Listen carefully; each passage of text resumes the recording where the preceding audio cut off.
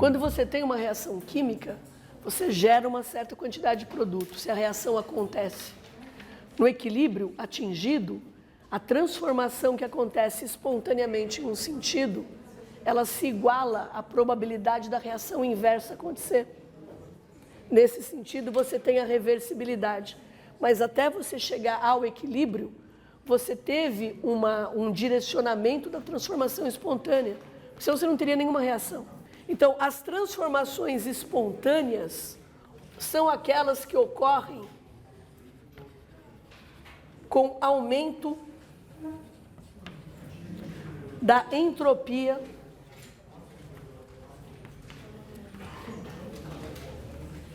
do universo. Ou seja, ΔS do universo tem que ser maior do que zero, sendo ΔS do universo o ΔS do sistema mais ΔS da vizinhança. Aí eu pedi para o Aleph pegar na tabela, ele tem uma tabela, qualquer livro bom de química geral, de fisicoquímica, ao final tem uma tabela com valores de propriedades termodinâmicas. Então, normalmente, são valores de capacidade calorífica, pressão constante, entalpia padrão de formação, entropia e energia livre de Gibbs de formação, que a gente ainda vai ver.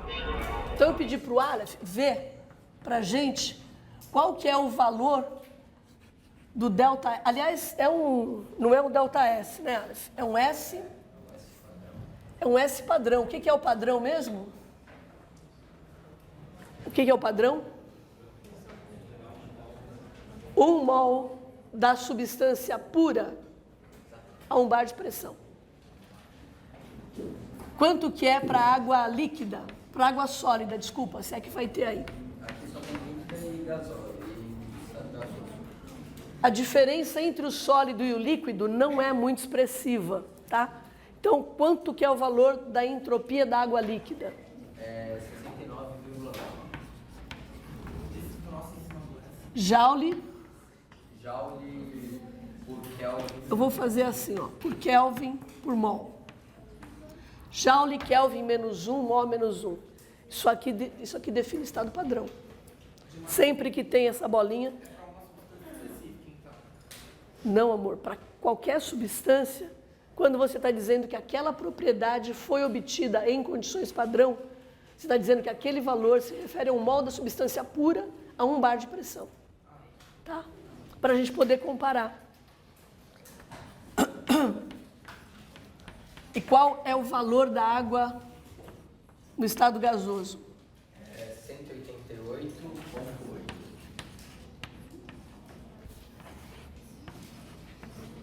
Joules por Kelvin por mol. Qualquer gás que vocês forem comparar com o respectivo líquido ou sólido, vai dar essa diferença ou mais. Então, se eu quero saber se uma transformação vai ser espontânea ou não, seja uma reação, seja uma mudança de estado, eu tenho que olhar para o sistema e para a vizinhança. Vamos fazer um exemplo? Aleph, eu vou depender de você, tá?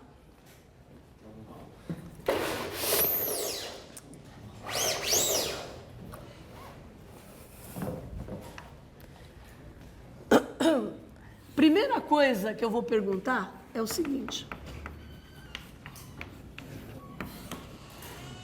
Primeira coisa que eu vou perguntar é o seguinte. Essa reação que eu vou colocar aqui na lousa.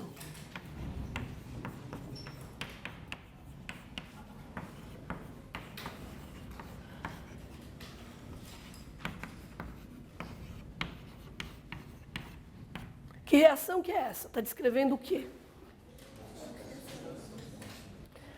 Como é que é o nome popular dessa oxidação? O ferro está sendo oxidado pelo oxigênio do ar e está enferrujando. Isso acontece espontaneamente? Que maravilha, sim. Alguém acha que não? Para ferro puro, sempre vai acontecer espontaneamente. Quando eu não quero que aconteça espontaneamente, eu tenho que mudar as características das substâncias. Aí eu vou, faço uma modificação, coloco um pouquinho disso, um pouquinho daquilo, para obter o aço inoxidável. Bom, então a gente sabe que essa reação aqui é espontânea. Se ela é espontânea, o que tem que acontecer? Que entropia? Ó, o ΔS do universo tem que aumentar. Se ele vai aumentar, a entropia do universo tem que aumentar. Então, o ΔS tem que ser positivo. Os valores que o Aleph vai dar para a gente são valores padrão, né, Aleph? Sim. Então, o que a gente vai olhar, na verdade, aqui agora, o que nós vamos buscar vai ser um ΔS do universo padrão, porque a gente vai comparar com valores padrão. Sim, o ΔS do universo em transformações espontâneas só não é maior que zero nas transformações reversíveis, completamente reversíveis. Só que essas transformações são muito raras no mundo real. Meu amor. Uma mudança de estado físico é uma transformação completamente reversível. Se você pega um molde de água líquida e tira energia dela, ela solidifica. Se você der o mesmo tanto de energia, ela liquefaz. Você pode fazer isso quantas vezes você quiser. Essa é uma transformação completamente reversível. E aí a variação de entropia nessa reação é igual a zero. Por isso que em alguns livros vocês vão ver que o critério de espontaneidade é maior ou igual a zero. Só que a gente está lidando com reações químicas, e com reações químicas, o que nos interessa é isso aqui, maior que zero. Então,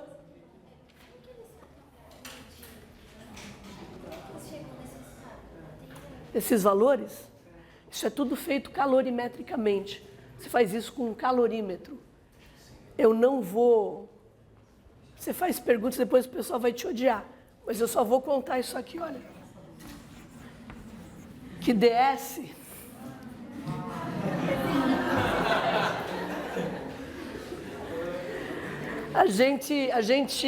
existe uma relação. Não, deixa eu só mostrar uma coisa para vocês. O DS, ele é dQ sobre T.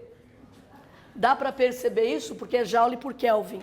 Joule é energia, que é o Q, e Kelvin é temperatura, que é T.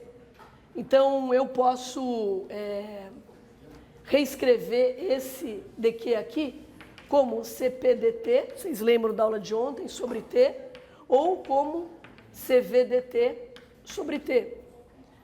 E aí eu tenho que integrar. Se eu integro isso aqui, eu vou obter o ΔS numa faixa de temperaturas. Aí, se eu conheço a dependência de CV e de CP com a temperatura, eu tenho como obter esse valor, eu faço a integral. Aqui eu vou ter um logaritmo em temperatura, mas é obtido experimentalmente, através das capacidades caloríficas. Então, o que eu tenho que saber para a matéria é a capacidade calorífica. Por isso que isso é tão importante. Por isso que na Fisquim 1, vocês vão estudar tanto sobre capacidade calorífica. Acho. Era assim, pelo menos. Bom, isso aqui é o que a intuição me diz, tá certo? Todo mundo concorda com isso? Já que nós definimos que as transformações espontâneas implicam num aumento da entropia do universo, se eu sei que essa reação aqui acontece espontaneamente, então eu sei que o ΔS do universo é maior que zero. Olhando para essa reação, o que mais vocês podem me falar? Só para o que está aí.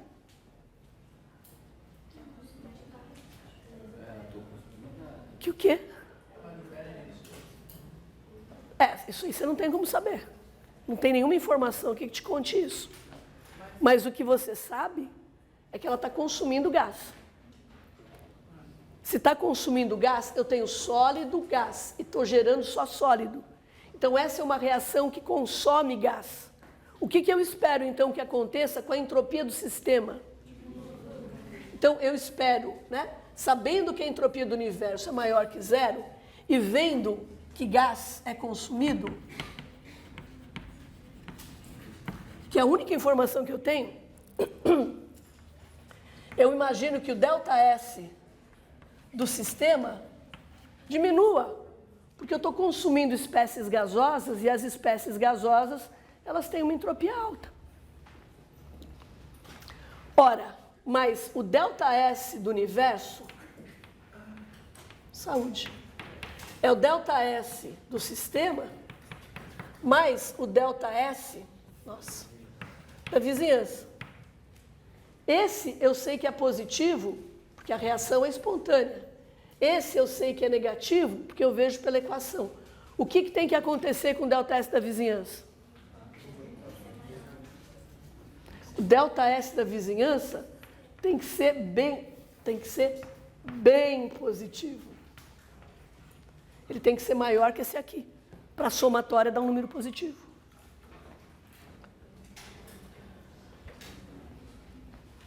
Isso aqui é um sinal de mais, não é uma cruz. Não.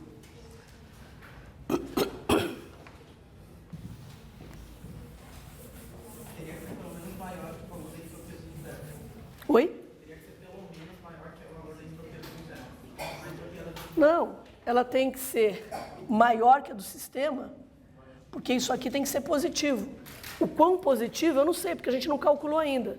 A gente só está usando a lógica para olhar para a reação e prever coisas. Tá?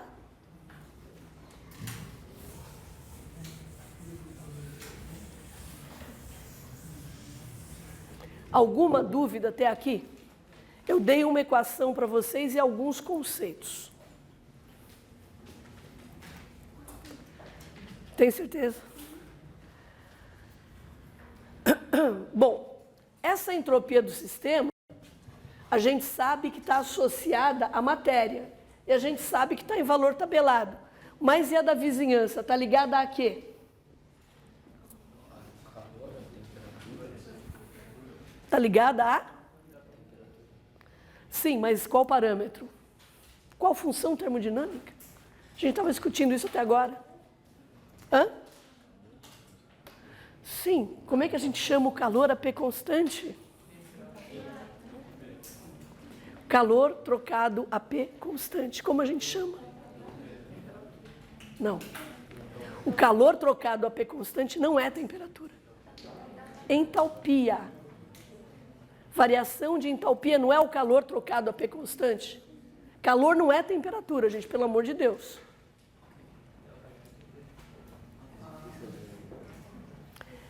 Calor e temperatura estão relacionados, mas são duas coisas diferentes. Então, esse ΔS da vizinhança é a pergunta da Paula. Não foi, Paula, que você me perguntou? Poxa, aquela reação é endotérmica, como é que pode ser? A energia não está indo para o sistema? Tá. Mas o que está mudando na energia do sistema, eu vejo aqui, ó. Se eu quero olhar para a vizinhança, o único jeito que eu tenho é para o calor que a vizinhança troca com o sistema. Então, se eu tenho uma reação que é exotérmica, ela está jogando calor na vizinhança, não está? Sim ou não? Então, a entropia da vizinhança está aumentando, não está? Uma reação endotérmica, ela tira calor da vizinhança, certo? Então, a entropia da vizinhança diminui, certo? Então, se a entropia da vizinhança tem que aumentar, essa reação tem que ser o quê? Tem que ser o quê? Exotérmica. Eu tenho que jogar calor na vizinhança.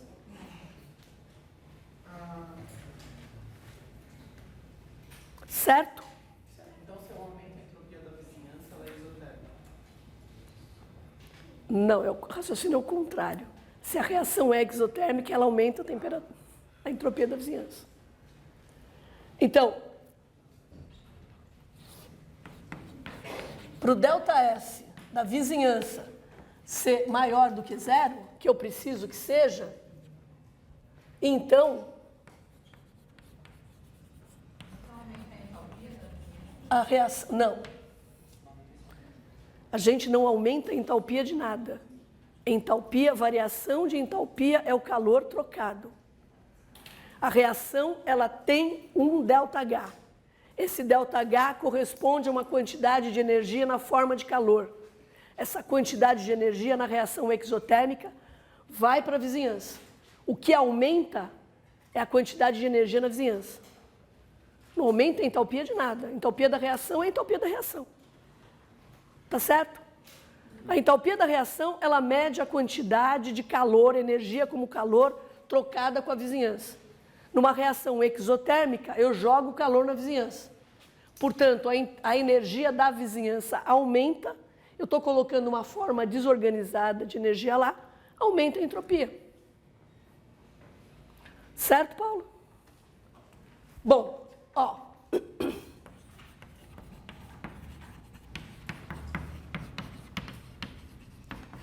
Então a reação deve ser exotérmica.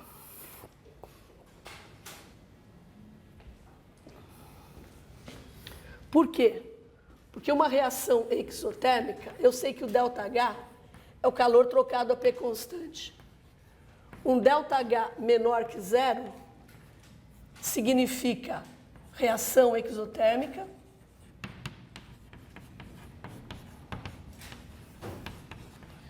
E significa mais energia na forma, aspas, desorganizada,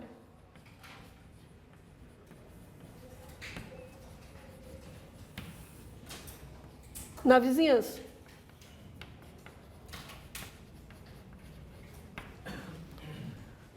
Certo ou errado? Tá claro, Vitor?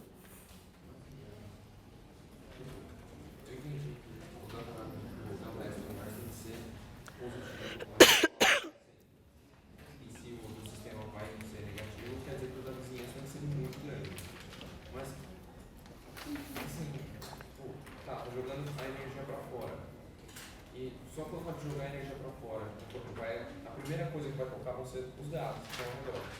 Esses gases eles vão aumentar a movimentação deles, a liberdade deles, e por isso aumentar a entropia deles. Não, é que quando a gente pensa, a gente faz uma coisa no laboratório e a gente discute outra coisa no modelo teórico, né? No laboratório, nós colocamos o Becker numa caixa de isopor para impedir a troca de calor. Porque é a única forma que nós temos de medir a quantidade de energia. A gente não tem uma outra forma de medir a quantidade de energia liberada na reação. Isso foi o que vocês fizeram no laboratório. A outra coisa é o conceito que a gente usa nessas situações. Então, uma reação exotérmica, como a gente está definindo aqui, é aquela energia, é aquela reação que libera energia na vizinhança. Qual é o entendimento que eu tenho que ter disso? Toda a energia gerada pela reação, ela vai ser integralmente transferida para a vizinhança. Esse é o ΔH. Gases que eu estou gerando, eles não vão para a vizinhança. Então eu tenho que considerar o meu sistema. O sistema não pode ser aberto, ele não pode estar trocando matéria também com a vizinhança. Ele também não pode ser um sistema isolado, porque senão o calor gerado ficaria nele. Então ele é um sistema fechado, que é o que normalmente a gente considera nesses estudos. Os gases gerados, eles permanecem lá, e o calor gerado, se é uma reação exotérmica, vai para a vizinhança. Vocês vão aprender que muitas das transformações que a gente fala, a gente tem que impor a condição de que a temperatura do sistema fica constante. É isso que eu faço, eu não vou ter tempo de falar do ciclo de Carnot para vocês, é isso que eu faço quando eu escrevo assim. Só que é um T, e, portanto, o T é constante. Só que não é um dt, é T. Agora, olhem, por favor, a unidade da entropia. Joule por Kelvin por mol.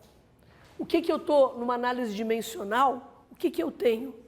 É energia dividido por temperatura vezes quantidade de matéria. Não é isso? Portanto, como vocês acham... Eu vou fazer uma outra pergunta. Se a reação... Tem que existir uma relação entre ΔS da vizinhança e ΔH da reação. Certo? Tem que ter. Porque eu estou dizendo que quando ΔH é negativo, reação exotérmica, o ΔS da vizinhança tem que aumentar. Mas será que ΔS é igual ao ΔH? Não pode ser, né? Porque o ΔH, ele é dado em Joule por mol. O S é dado em Joule por Kelvin por mol. Então, fazendo essa análise dimensional, como é que vocês acham que é a relação entre a entropia e a entalpia? Se a entalpia é dada em quilojoules por mol, ou em joules por mol, e se a entropia é dada em Joule por Kelvin por mol, qual vocês acham que é a relação entre entalpia e entropia? Oi?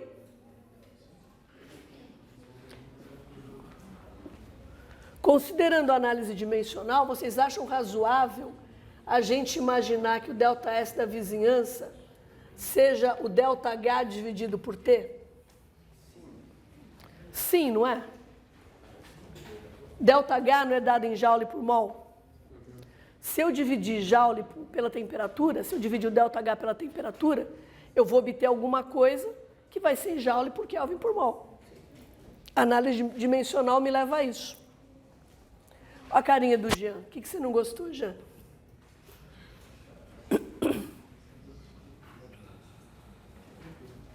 Oi? Quem ia perguntar alguma coisa aqui? Acho que o Ednei vai fazer uma pergunta, né, Ednei? Não? Não. Oi. É uma entalpia de formação padrão a uma temperatura constante, então tem como determinar a minha entropia, minha variação de entropia. Lógico. Supõe uma reação. A reação acontece a X, na temperatura X. Não é o que a gente sempre considera? Você não imagina que a energia da reação está sendo usada para mudar a temperatura.